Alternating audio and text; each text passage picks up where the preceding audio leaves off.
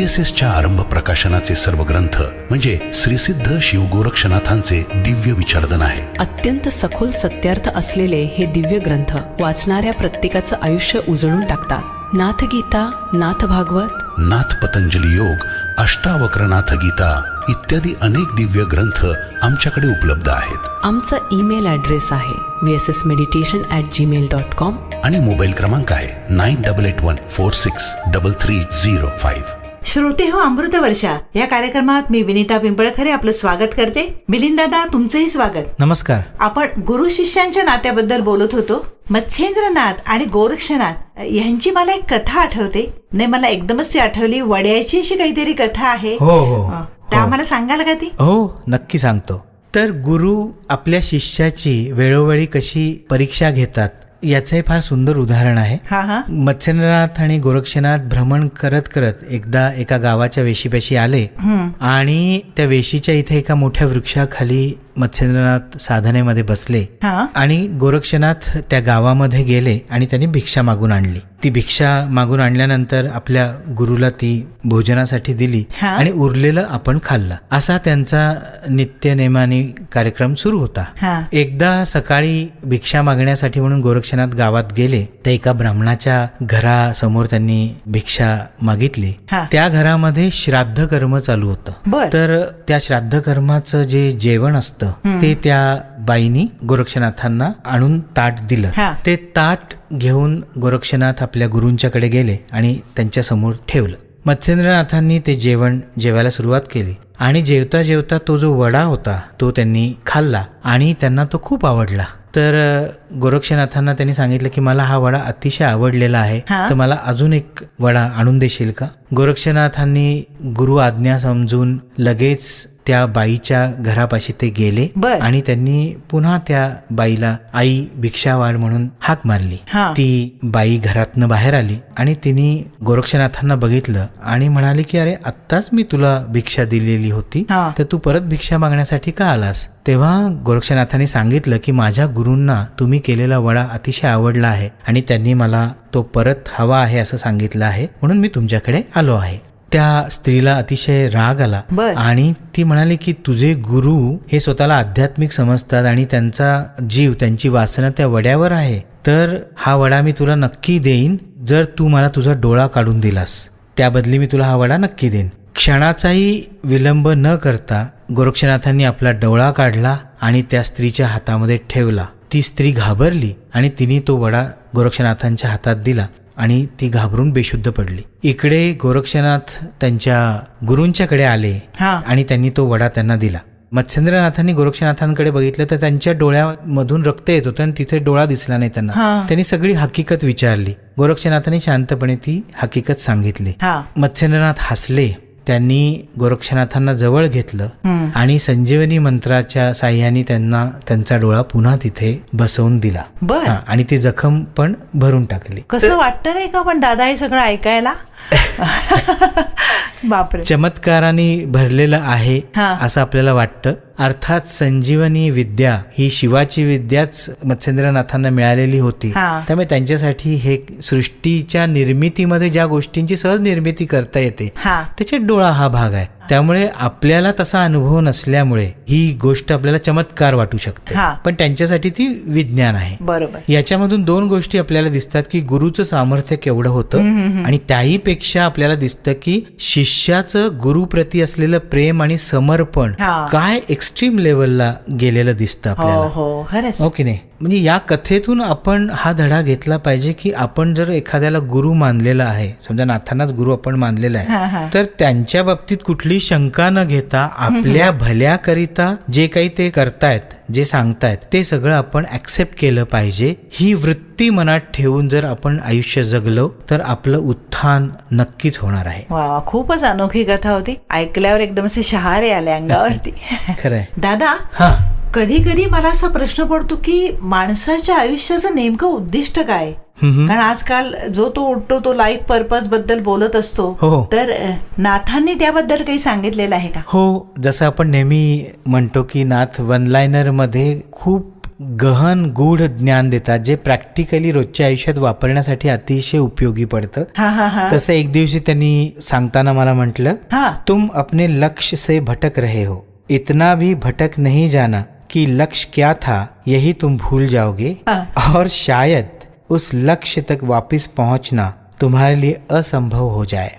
संपल्या. या 4 ओळींमध्ये त्यांनी आपल्या आयुष्याचं लक्ष्य काय आहे हे ज्याला माहित नाही त्याला मी एक्सप्लेन करून सांगतो, जे नाथाने वेळोवेळी सांगितलंय. आणि ज्याला हे लक्ष्य माहिती आहे त्यांनी ते विसरू नये याची त्यांनी त्याला ताकीद दिलेली आहे. आणि पुढे खतरा काय आहे, आगे क्या खतरा आहे ते पण सांगितलं, की एवढा तुम्ही जर विसरून भटकत गेलात तर पुन्हा उलट येणं तुमच्यासाठी कठीण आहे. तर माणसाचा जन्मच मुळात त्याच्या परमतत्व या आपल्या मूळ स्वरूपामध्ये जाण्यासाठी झालेला आहे. आणि त्यासाठीची साधना, तप, ज्ञान अशा सगळ्या माध्यमातनं जात असताना बंधन मुक्त होणे म्हणजे मुक्ती मिळवणे, मोक्ष प्राप्त करणे आणि परमतत्व जागृत होणे, यासाठी आत्मज्ञानी बनणे, हा सगळा प्रवास त्याच्या आयुष्यामध्ये घडणं गरजेचं आहे. आपण म्हणू की या जगामध्ये सगळे जीव हे जन्माला आले की त्यांचा एक सांसारिक पट असतो, त्याच्यावर न जाण्याचा साधा सोपा सुलभ असा विचार असतो, हो की नाही. तसंच माणसाचं पण आहे की बेसिक शिक्षण घ्यायचं, लग्न करायचं, उत्तम नोकरी करायची, सगळ्या सुखाच्या सोयी निर्माण करायच्या आणि आनंद घेत घेत जगत जगत मृत्यूला पोहोचायचं. पण हा सगळा प्रवास करून जर आपण त्याची गोळाबेरीज केली आणि ती जर शून्य येत असेल, त्याच्यातनं काहीच आपल्या हाती लागत नसेल, तर त्याचा आपल्याला काही उपयोग नाहीये. ह्याची जाणीव जेव्हा ऋषींना झाली साधनेतनं, तेव्हा त्यांनी ग्रंथांच्या माध्यमातनं, म्हणजे ते वेद असतील, उपनिषद असतील, गीता असेल, वेगवेगळे धर्मग्रंथ असतील, त्याच्या माध्यमातनं सामान्य माणसाला हे सांगण्याचा प्रयत्न केला की तुझ्या आयुष्याचं मुख्य लक्ष्य, उद्दिष्ट आहे ते उत्थान आहे. हा इथे जगण्यासाठी लागणारा जो प्रपंचाचा भाग आहे तो तुला फक्त आवश्यकतेपुरताच करायचा आहे. त्याच्यापेक्षा जास्तीची मागणी तुझ्या मनात निर्माण व्हायला लागली की समजायचं की षड्रिपूंचा तुझ्यावरती हल्ला झालेला आहे.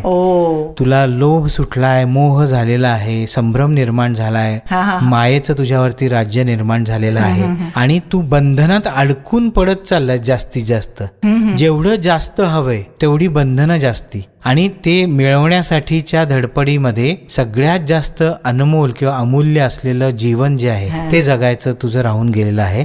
आणि मूळ उद्दिष्टापासून तू लांब गेलास.